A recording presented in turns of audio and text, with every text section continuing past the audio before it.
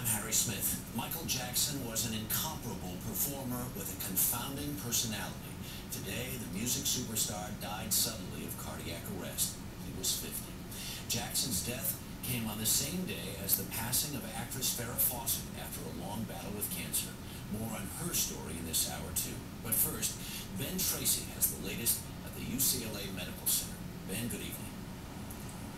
Good evening, Harry. You know, perhaps befitting Michael Jackson's life, it was a bit of a circus here today at the UCLA Medical Center as thousands of his fans came to see the place where the king of pop was declared dead. And you know, no matter how many times you heard about how fragile Michael Jackson's health was, the news today was still startling.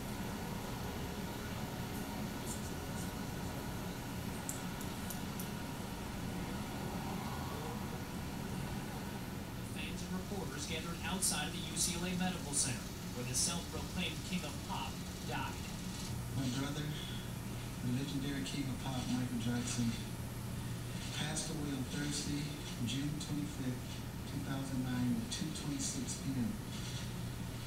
It is believed he suffered cardiac arrest in his home.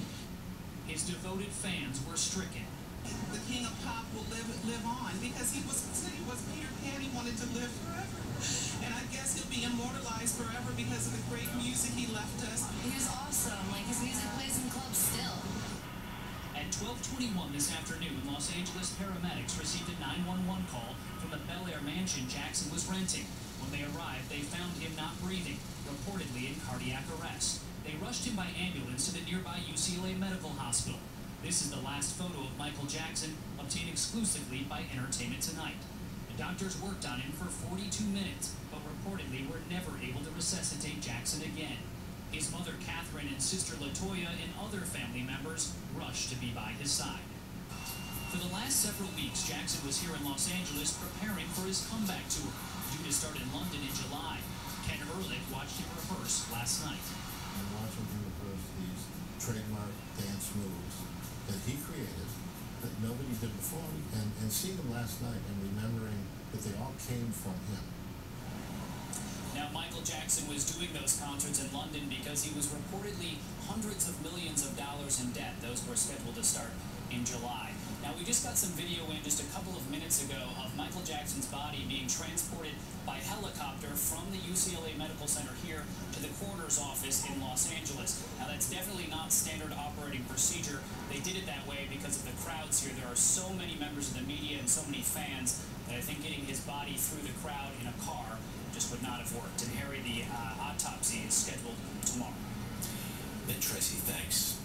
Michael Jackson was a hit maker from the start, and his life hit the highest heights. But as Bill Whitaker tells us now, the self-styled king of pop leaves a far more complicated legacy. Michael Jackson always said he identified most with Peter Pan, the boy who never grew up. Jackson was the boy who burst onto the music scene with his brothers in the 1960s. The Jackson 5 quickly went from their hometown of Gary, Indiana, to the top of the charts.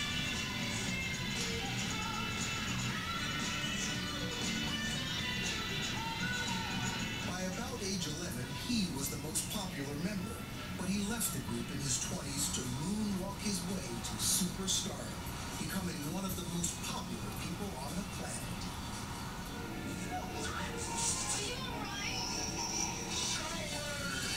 Jackson's 1982 album, Thriller, still is the top-selling album of all time worldwide.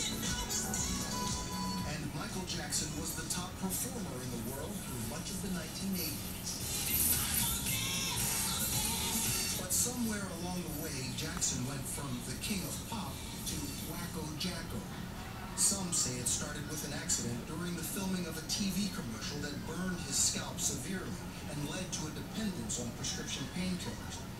He became an increasingly reclusive and odd figure, married briefly to Elvis Presley's daughter, then to his skin doctor's assistant. A father of 3, despite ongoing speculation that they could not be his natural children. He sparked one of his many scandals when he dangled one of the children over a balcony, causing concern of his parenting skills. All of those scandals paled to the ongoing suspicion of child abuse. He paid one boy more than $20 million to make his allegations go away. But it happened again one day in November 2003. Within a very short period of time, there will be charges filed against Mr. Jackson. Multiple counts. The charges stemmed from this documentary in which Jackson stated again his belief that having young boys in his bed was completely natural. It's very right. It's very loving. That's what the world needs now. Much of the world saw it differently. Jackson was arrested, handcuffed, booked, and eventually stood trial. The court case was a surreal spectacle befitting Jackson's bizarre way of life, including dancing on top of SUVs, pajamas worn to court, and a string of celebrities walking in and out of the courthouse in Santa Maria, California. Please keep an open mind and let me have my day in court. But the inconsistent testimony from the boy and his family members, including a truly bizarre 5 days on the stand from the boy's mother, convinced the jury Jackson was not guilty. Still, the acquittal never completely put to rest the questions surrounding Michael Jackson. A curious figure who leaves behind a legacy of staggering musical genius and stunningly bad judgment.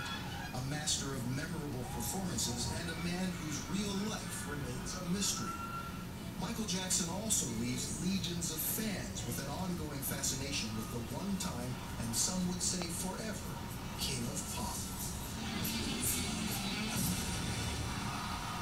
Michael Jackson was friends with so many stars. Tonight, Madonna told People magazine she can't stop crying over the news. Quote, "The world has lost one of the greats, but his music will live on forever."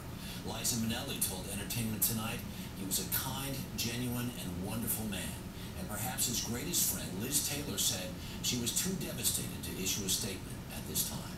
Brian Oxman is an attorney for the Jackson family. He joins us from the UCLA Medical Center, where he spent a good portion of this day. Good evening, sir. Hello, Harry. How are you? It is a very sad day for me here. I am heartbroken.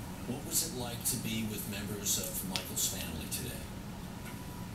I got a call just a little bit before noon that Michael had been taken from the hospital by Randy's assistant, who gave me that call.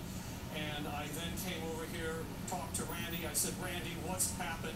He says, "I don't know, Brian. I'll meet you at the medical center." We got here, and when I saw him, we just hugged, Harry. We could not even speak to one another. The tears were streaming down his face. He went into the next room with his family. Jermaine then arrived, and we couldn't even talk. We just hugged. We stood there. We cried, and I am heartbroken. His medical condition. We have talked to people who have been with him in the last couple of days. There were no overt signs that he was in any distress, but you have been suspicious of his health for some time. In what way? I have warned that one day Michael Jackson would wake up dead, and that I would not be silent if that was the case because of the misuse of medications.